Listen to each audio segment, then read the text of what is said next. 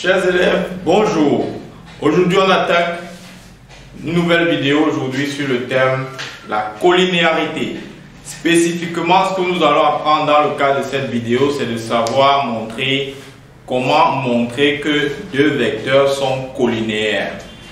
Cette pratique, très souvent, est difficile de prime abord pour quelqu'un qui sort de la classe de 3e, c'est-à-dire qui est en seconde, et qui sort fraîchement de la classe de 3e, tout simplement parce qu'il y a une nouvelle notion qui entre en jeu, qui nécessite de l'analyse, c'est la démonstration.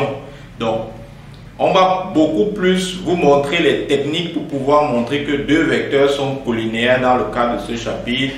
Ouvrez attentivement les yeux, les oreilles et puis captez les informations que l'on va donner vis-à-vis de cela. Nous avons dans l'activité 5, ABC est un triangle, E un point tel que AE égale à 1 tiers de BC, I un point tel que CI égale à 2 tiers de CB et F un point tel que AF égale à 1 tiers de AC. La question qui a été posée, faire une figure.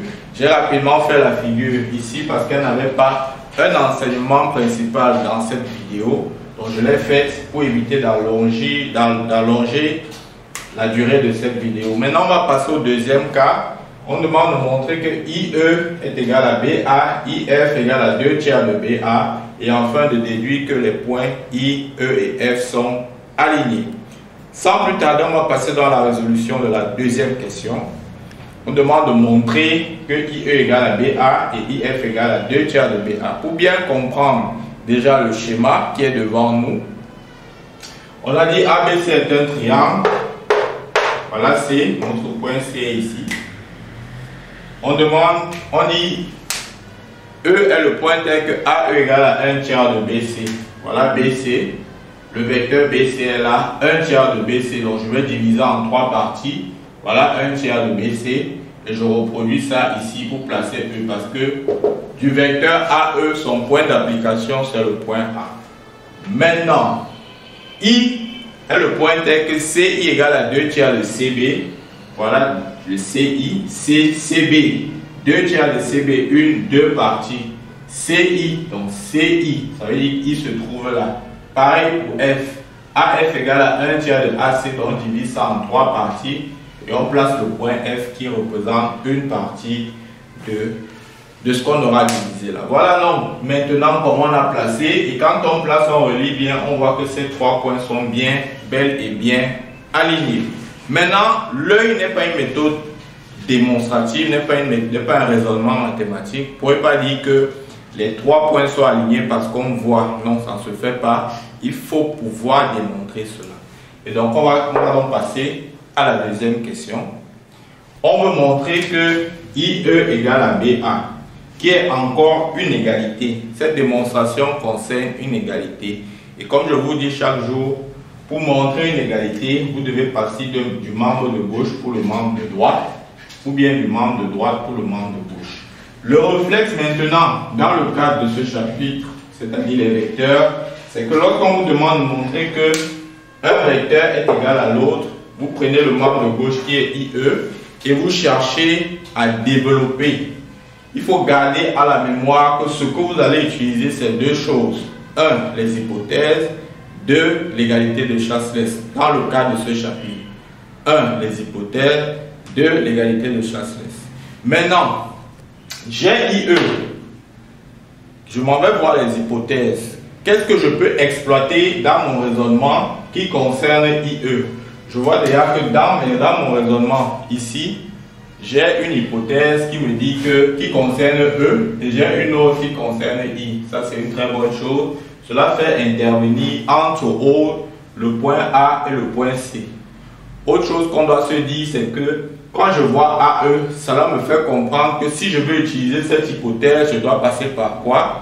Eh bien, simplement, je dois faire introduire un point qui n'est rien d'autre que le point A, pas l'égalité de Chasles. C'est toujours ce qu'il faut se dire. Et donc, vous voyez que quand je me le dis, j'utilise donc les deux méthodes les deux éléments que je venais de vous dire, l'hypothèse et Chasles.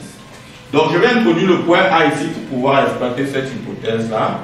Le vecteur IE d'après Chasles est égal à IA plus AE, tout simplement.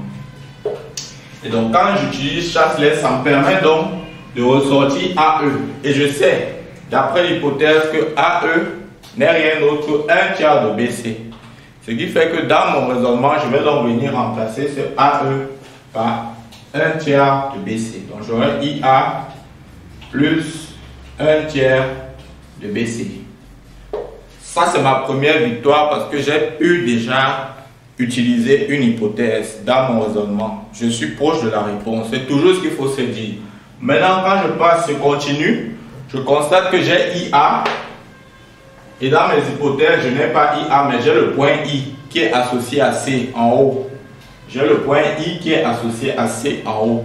La seule façon de faire ressortir, d'utiliser cette hypothèse, serait que je vienne dans mon raisonnement. Ici, j'introduis le point C. C'est aussi simple que ça. À chaque fois, c'est comme ça qu'on raisonne. Donc, j'aurai ici IA, égalité de chasse-laisse, serait égal à IC plus CA en introduisant le point C plus 1 tiers de BC.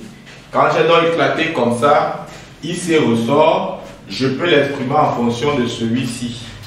Je sais que CI c'est 2 tiers de CB.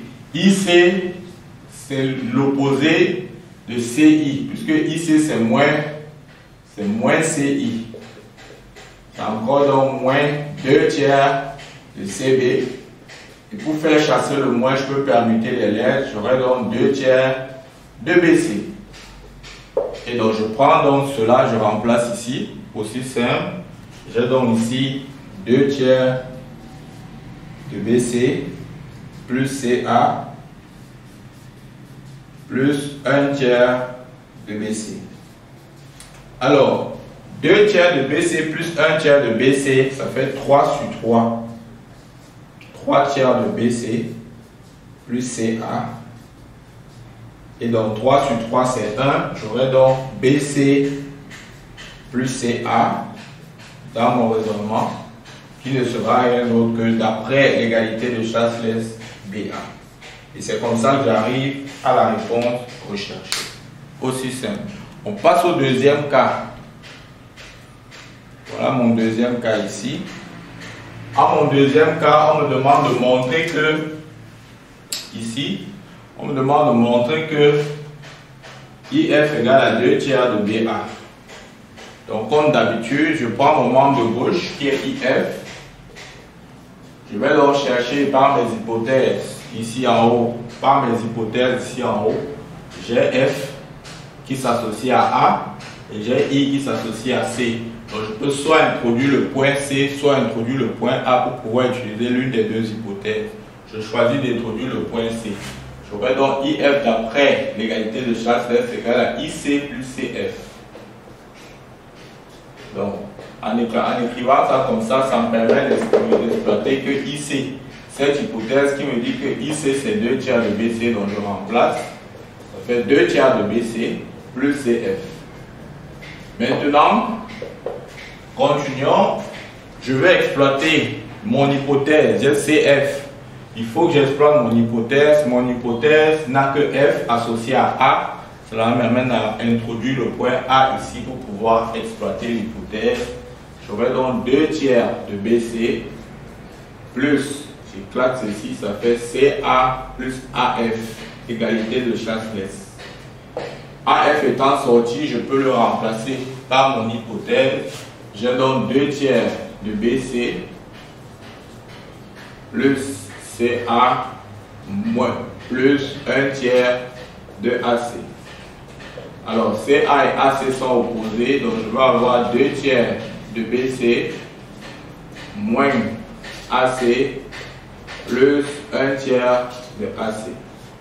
Alors si vous faites la réduction, moins AC plus 1 tiers de AC n'est rien d'autre que moins 2 tiers de AC. Donc on aura 2 tiers de BC moins 2 tiers de AC. J'ai 2 tiers que je mets en facteur. J'aurai donc 2 tiers facteur de BC moins AC. Pardon. Maintenant, on transforme le moins en plus pour voir ce que ça nous donne. Ça fait 2 tiers de BC plus CA. Et vous voyez que BC plus CA d'après Chasles, ça va nous donner 2 tiers de BA. Alors l'idée c'est quoi? C'est que chaque fois que vous voyez le moins, il faut avoir le réflexe de toujours le transformer en plus pour voir ce qu'on gagne. Il ne faut jamais laisser le moins parce qu'on ne travaille pas avec le moins. Vous voyez, l'égalité de Chasles n'est posée que sur l'addition. Chaque fois que vous voyez le moins, il ne faut pas que ça vous décourage. Vous transformez le moins en plus pour voir si le reste le suivant est exploitable. Voilà donc on est arrivé à nos 2 démonstrations et on termine en beauté. Finissons donc en beauté. Ici on demande de déduire que I, E et F sont alignés. 3 points sont alignés si 2 vecteurs formés par les 3 points sont collinaires. C'est-à-dire, est-ce que je peux écrire un vecteur que je peux former avec les 3 points en fonction de l'autre? Ça, c'est la déduction directe qui va entre les deux ci. Direct. J'ai IE qui est BA, j'ai IF qui est 2 tiers de BA. IE, c'est BA. IF, c'est 2 tiers de BA. Seulement de façon illustrée, vous voyez que si IE c'est BA, ça veut dire que je peux venir dans l'écriture si je remplace BA ici par IE. Donc j'aurai donc IF égale à 2 tiers de IE, tout simplement. Vous voyez que j'ai pu écrire IF en fonction de IE. Ces 2 vecteurs sont formés par les 3 points qui sont I, E et F. Cela veut dire que les 2 vecteurs sont collinaires d'abord, d'après cette écriture. Et en plus, comme les 2 vecteurs sont formés par les 3 points I, E et F, alors I, E et F sont alignés tout simplement. Donc retenez que si on vous demande de montrer que 3 points sont alignés, il faut juste chercher une valeur de K. Le K en fait c'est ça, qui est tel que 2 vecteurs formés par les 3 points s'écrivent de cette façon. Voilà donc on arrive au terme de notre vidéo. J'espère que cela vous a plu. Laissez-moi un commentaire si vous avez des questions. Je vous remercie pour votre attention et je vous donne rendez-vous pour une prochaine vidéo. Bye bye.